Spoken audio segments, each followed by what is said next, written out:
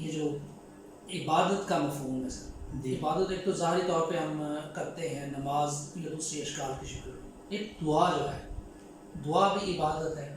جی دعا عبادت ہے. جی بالکل، دعا والعبادت حدیث پاک. اب میں صرف میرا یہ سوال آپ سے پوچھنے کا مقصد صرف دعا کی حد تک ہے. جی باقی آپ عام زندگی میں اگر کرتے ہیں یا کسی کو پکارتے ہیں تو یہ اللہ کے علاوہ وہ اس کی طرف میں نہیں جا رہا. میں صرف دعا کی حد تک کر رہا ہوں. دعا میں کچھ الفاظ ایسے ہیں ادرکنی یا رسول اللہ، یعنی کہ ہاتھ اٹھائے ہوتے ہیں اور یہ الفاظ بولے جا رہے ہوتے ہیں ادرکنی یا رسول اللہ. عام میں نہیں بات کر رہا، صرف دعا کی حد تک یہ الفاظ بولنا یا کہنا دعا میں، یہ الفاظ یہ کیسا ہے؟ سب سے پہلے آپ الدعاء والعبادت اس کی روشنی میں یہ بات سمجھیں.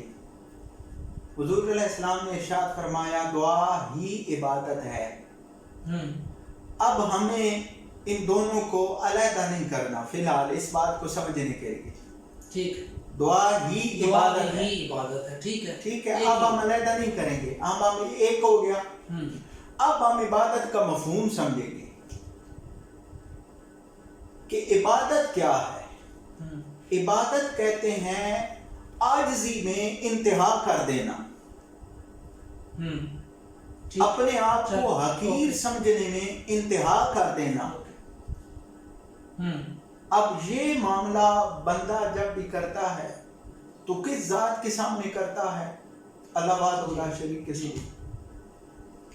اور جہاں تک بات ہے الفاظ کی، چاہے وہ دعا کے اندر ہی بولے جائیں، یہ بات سمجھیے گا، جہاں تک بات ہے الفاظ کی کہ وہ چاہے دعا کے اندر ہی بولے جائیں، یعنی بندہ دعا مانگتے مانگتے آخر میں اس نے یہ بھی والے جملے بھی شامل کر دی.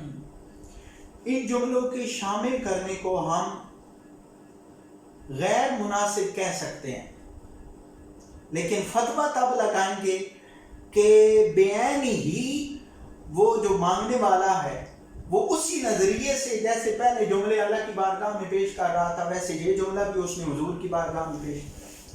وہ اپرنٹلی جو اس کا انداز ہے اس سے تو یہی نظر آ رہا ہے. بالکل. اب نظر آنے پر فتویٰ لگانا یہ اللہ کی صفت ہی کافی ہے. وجہ کافر بتوں کے سامنے جو کچھ کرتے تھے ہم دیکھ رہے ہیں کہ ظاہری طور پہ وہ بت کے سامنے جھکے ہوئے ہیں یا ان سے کوئی مانگ رہے ہیں جو بھی معاملات وہ کر رہے ہیں، لیکن اللہ ان کی دل کی کیفیت بھی جانتا ہے.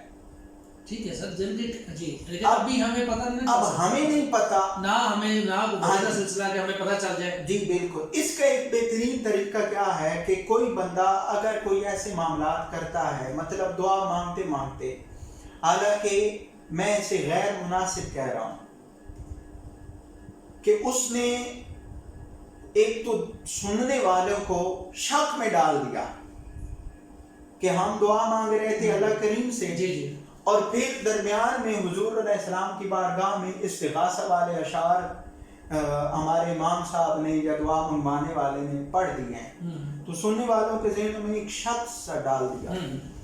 اب انہیں چاہیے کہ وہ ایسا غیر مناسب کام نہ کرے. یہ پہلی بات. دوسری بات، ہم ان کے اس عمل کے بارے میں جب تک ان سے نہیں پوچھیں گے ہم ان پر فتویٰ نہیں لگا سکتے. کیوں؟ بندہ مومن کے بارے میں جب بھی کوئی ایسی بات ہوگی کہ جس بات کے حوالے سے ذو معنی ہے، یعنی اس کے دو مفہوم بنتے ہیں، تو پھر اس سے پوچھا جائے گا کہ یار یہ تو بات کس اینگل سے کر رہا ہے، کیونکہ یہ عقیدے کا معاملہ ہے. یہاں پر اگر ہم ظاہری الفاظ پر فتویٰ لگا دیں گے اس کا یہ بھی نقصان ہو سکتا ہے کہ ایک بندہ صحیح العقیدہ ہے، دعا مانگتے مانگتے اس کی ایک عادت بنی ہوئی ہے کہ وہ حضور علیہ السلام کی بارگاہ میں استغاثہ بطور وسیلہ کر دیتا ہے.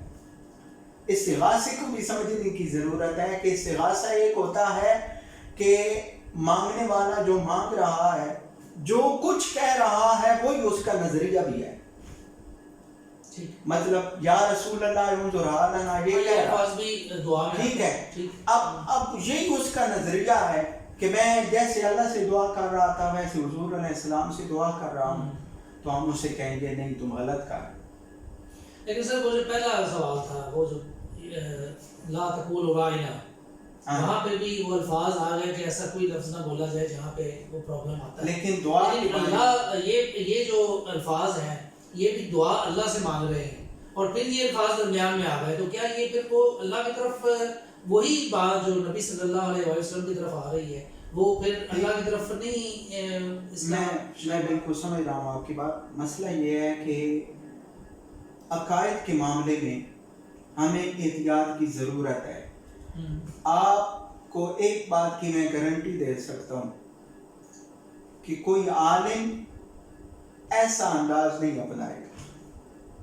جو بھی اپنائے گا پہلی بات یہ ہے کہ وہ جاری رکھا. مصلی امامت پہ کھڑا ہو جانا یہ بھی تو ہو سکتا ہے کہ جس نے نماز پڑھائی وہ پرماننٹ امام بھی نہ ہو.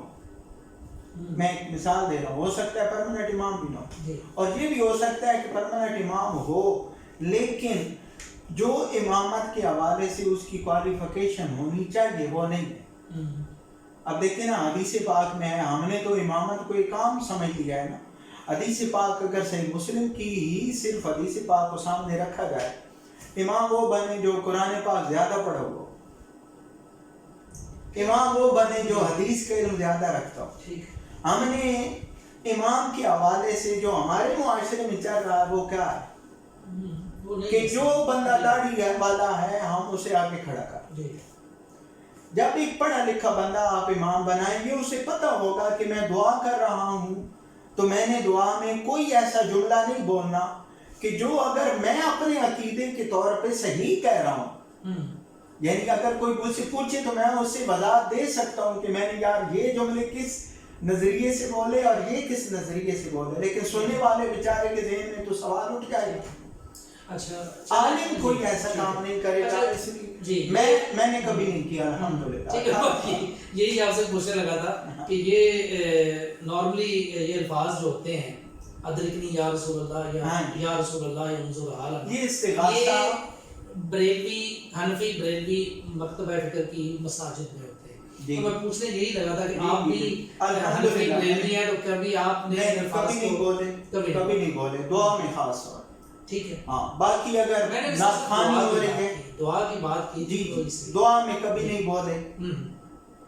دیکھیں نا میں اپنے عقیدے کے حوالے سے جب کوئی مجھ سے پوچھے گا میں تو وضاحت دے سکتا ہوں, لیکن میں ہر ایک کے بارے میں یہ نہیں کہہ سکتا کہ اس نے کس نظریے سے بولے اس نے کس نظریے. ظاہر سر ہم نہیں کر سکتے یہ بات. تو بہتر طریقہ یہی ہے کہ اس معاملے میں احتیاط کرنی چاہیے.